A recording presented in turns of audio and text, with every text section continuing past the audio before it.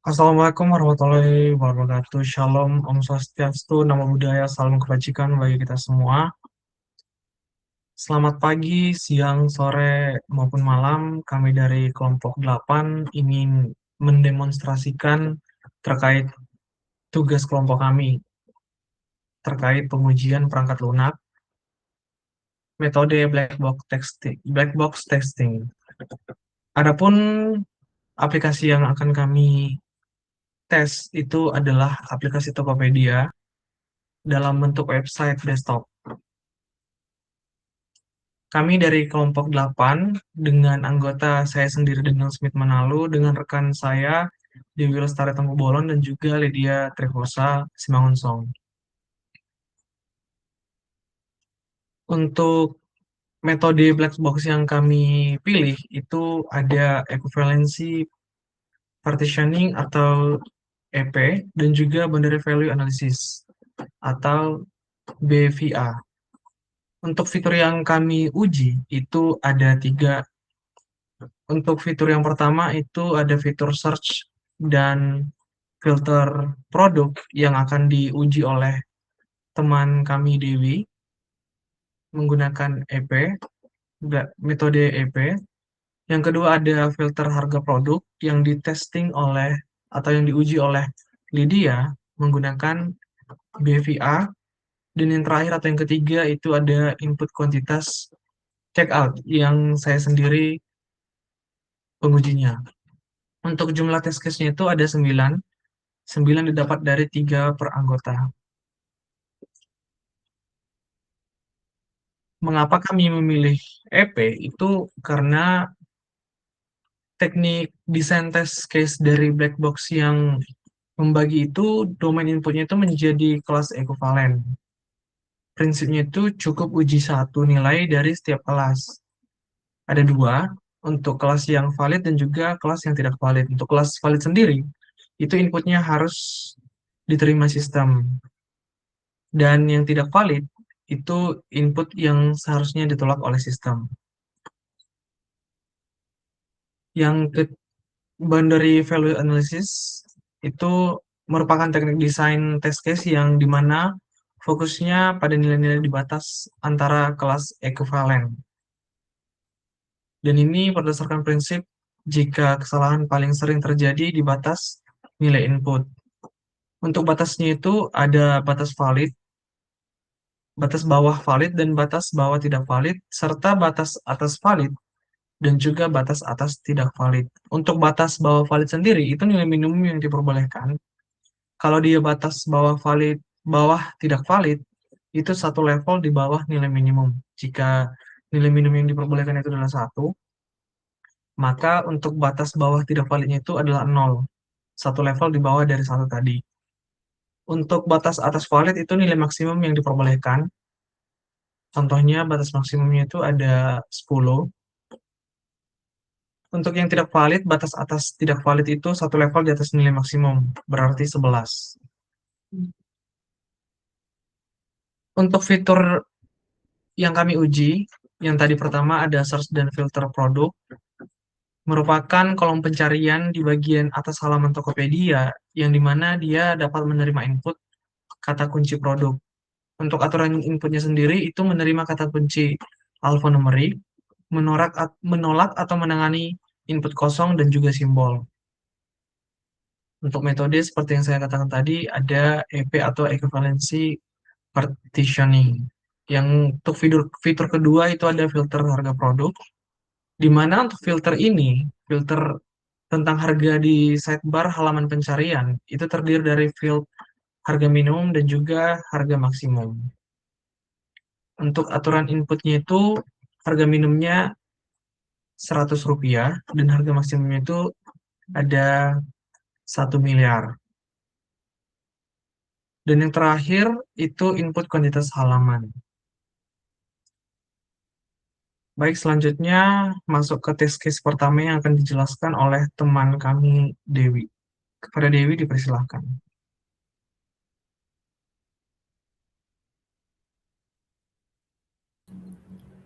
Baik, di sini saya akan menjelaskan terkait test case yang pertama, yaitu TC1. Apakah sudah terlihat? Sudah. Oke, di sini skenario yang diuji yaitu pencarian dengan kata kunci valid berupa nama produk umumnya, dan input yang digunakan adalah sepatu Nike. Dan langkah pengujiannya itu dengan membuka website Tokopedia-nya sendiri, lalu memilih kolom pencarian, dan memasukkan kata kunci dari sepatu Nike, dan kemudian menekan tombol enter. Jadi expect dari resultnya ini adalah pengujian ini tuh bisa menampilkan produk yang relevan dengan kata kunci tersebut yang dimasukkan tanpa menampilkan error. Jadi kita akan coba. Di sini saya akan memasukkan kata kuncinya yaitu sepatu Nike. Nah, maka akan terlihat bahwa sistemnya menampilkan produk yang relevan dengan kata kunci dan tanpa menampilkan error. Jadi berdasarkan hasil pengujiannya, sistem berhasil menampilkan berbagai produk yang relevan seperti yang terlihat dengan kata kunci sepatu Nike. Jadi tidak ada ditemukan error pada halaman pencarian, sehingga test case yang pertama dinyatakan pass. Lalu kita beralih ke test case yang kedua, yaitu test case yang kedua adalah pencarian dengan input kosong tanpa memasukkan kata kunci. Nah, input kosong termasuk ke dalam kelas tidak valid. Jadi langkah pengujiannya sama seperti yang tadi, cuman bedanya adalah pada kolom pencarian kita tidak memasukkan kata inputan ataupun kata kunci dari pencarian tersebut. Kita hanya menekan tombol enter saja. Di sini saya akan mencoba. Di sini kita akan tidak menekan apapun dan tidak memberikan kata kunci apapun dan langsung tekan tombol enter. Maka halaman yang ditampilkan dari sistem tidak melakukan pencarian dan tetap menampilkan halaman utama dari Tokopedia tersebut. Jadi tidak terjadi crash ataupun error dan gangguan pada website tersebut. Oleh karena itu, test case yang kedua dinyatakan pass. Lalu test case yang ketiga adalah pencarian dengan karakter simbol ataupun karakter spesial. Nah, di sini input yang digunakan adalah simbol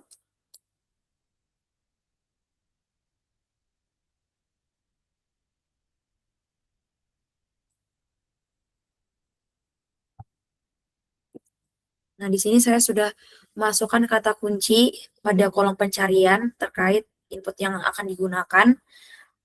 Pada rancangan equivalence partitioning ini, input ini termasuk ke dalam kelas yang tidak valid, karena hanya terdiri dari karakter, simbol, tanpa huruf dan angka. Dan langkah pengujiannya seperti yang saya jelaskan tadi, dengan memasukkan karakter yang sudah saya ketik pada kolom pencarian. Dan kita akan menekan tombol enter. Nah, maka di sini expected result-nya itu dari pengujian ini adalah sistem tetap dapat merespon input tanpa mengalami crash, error, maupun gangguan pada website. Dan berdasarkan hasil pengujiannya, sistem tetap memproses input tersebut dan menampilkan halaman hasil pencarian beserta daftar dari produk tersebut tanpa error ataupun crash pada website. Jadi di sini tidak ditemukan error ataupun crash pada website-nya. Mungkin dengan demikian test case yang ketiga dinyatakan pass. Mungkin itu saja test case pertama, kedua, dan ketiga. Untuk test case yang selanjutnya akan dijelaskan oleh teman saya.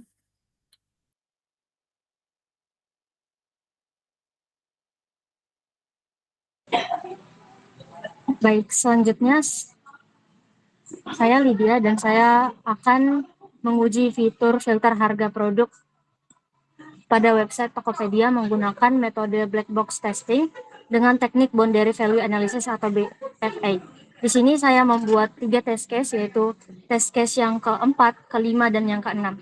Yang pertama, test case yang keempat, yaitu menguji nilai minimum tepat pada batas bawah valid, yaitu harga minimumnya 100 dan harga maksimumnya yaitu 1 juta.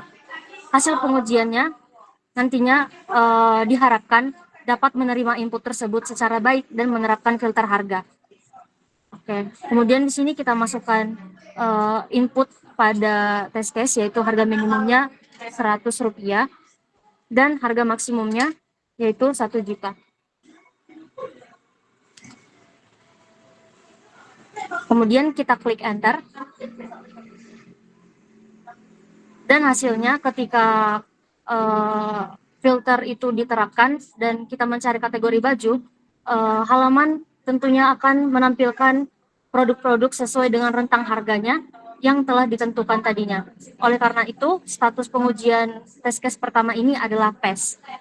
Selanjutnya untuk test case yang kedua, yaitu TC05, dilakukan pengujian nilai maksimum, yaitu nilai maksimum yang sangat besar, sebesar 100 miliar rupiah.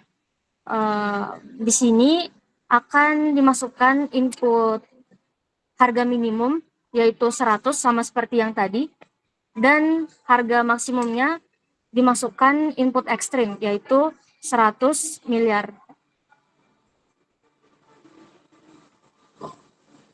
Dan ketika diklik enter, expected result dari test case ini adalah sistem tetap menampilkan produk, namun sistem tidak crash dan bisa menanggulangi expected result, yaitu dapat menangani input ekstrim.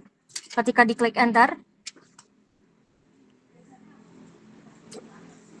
sistem tetap menampilkan produk dengan rentang harga 100 sampai 1 juta, namun akan menampilkan pesan validasi, yaitu kisaran harga di antara 100 sampai 1 juta. Sehingga karena sistem dapat menangani input ekstrem tersebut dan tidak mengalami crash, test case ini dinyatakan PES. Selanjutnya untuk test case yang ke-6, yaitu menguji kondisi tidak valid ketika harga minimumnya lebih besar daripada harga maksimum. Di sini akan dimasukkan input, yaitu misalnya harga minimumnya adalah 500.000 dan harga maksimumnya 100.000, di mana harga minimumnya akan lebih besar daripada harga maksimum, sehingga seharusnya atau expected resultnya sistem tidak bisa menerapkan filter dan menampilkan pesan error kepada penggunanya. Oke, ketika filter ini diterapkan dengan cara mengklik enter, maka akan menampilkan pesan error, yaitu harga maksimum harus lebih besar dari harga minimum, yang menunjukkan bahwa test case ini dinyatakan PES karena fitur tidak diterapkan, namun website tetap berjalan secara normal tanpa error. Oleh karena itu, test case ini juga dinyatakan PES. Mungkin itu saja ketiga test case yang saya uji. Terima kasih. Oke, selanjutnya kita masuk ke test case 7, 8, dan juga 9.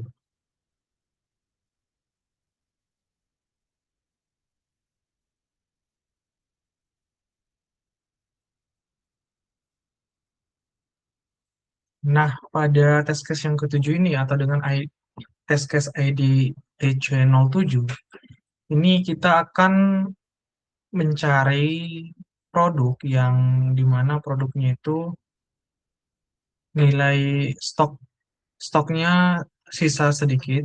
Di sini terdapat sisa stoknya ada 22. Nah, di sini kita akan mencoba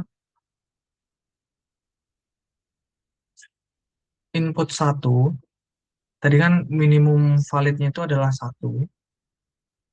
Lalu di kondisi ini kebetulan saya sudah login ke aplikasinya. Di input 1 akan saya klik beli langsung. Untuk expected result-nya di test case yang ketujuh ini, itu sistem harus menerima kuantitas 1, karena sistemnya memberikan nilai minimum 1 untuk pembeliannya. Dan tidak ada pesan error, serta prosesnya dapat dilanjutkan ke pembayaran. Langsung saja kita klik beli langsung.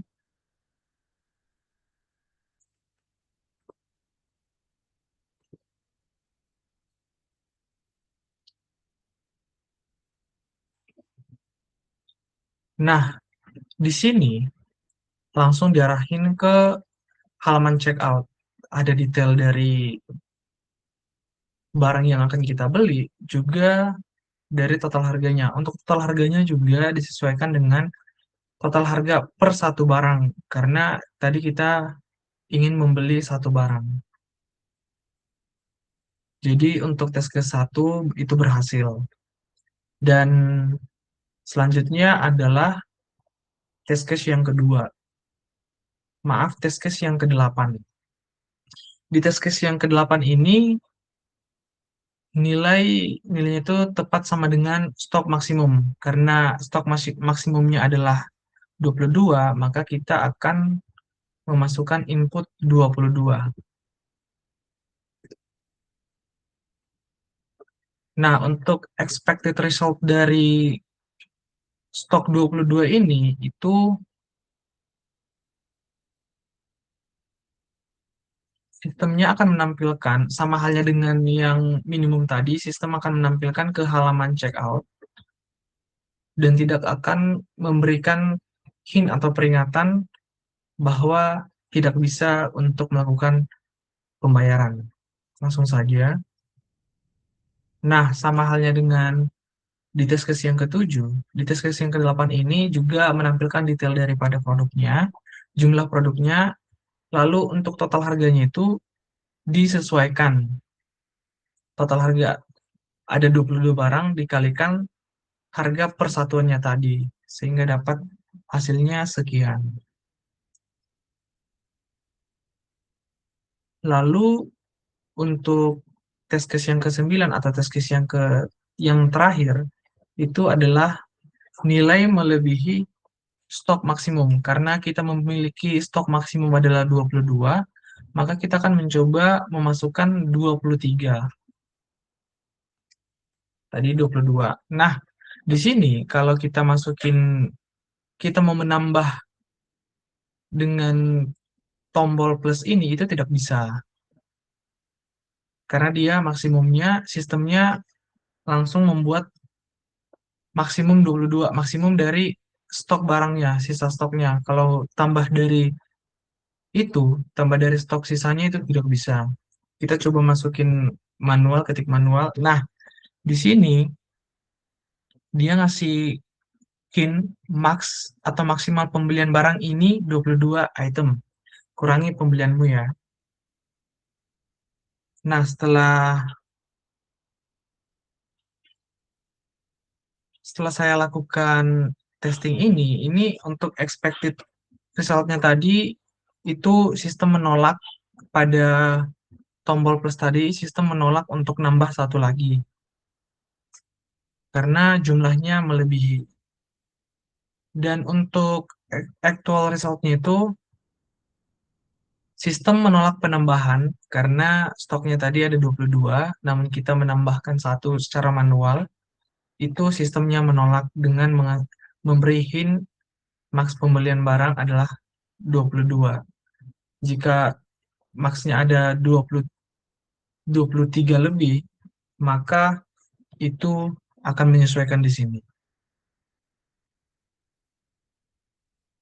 Dan percobaan pada test case kami ini, test case 1, 2, 3, 4, 5, 6, 7, 8, 9, itu berhasil, tidak ada yang terputus atau invalid atau fail.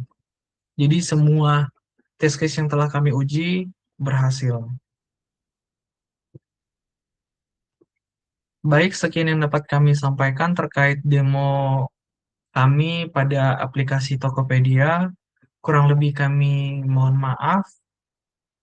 Wassalamualaikum warahmatullahi wabarakatuh. Terima kasih Pak Chandra.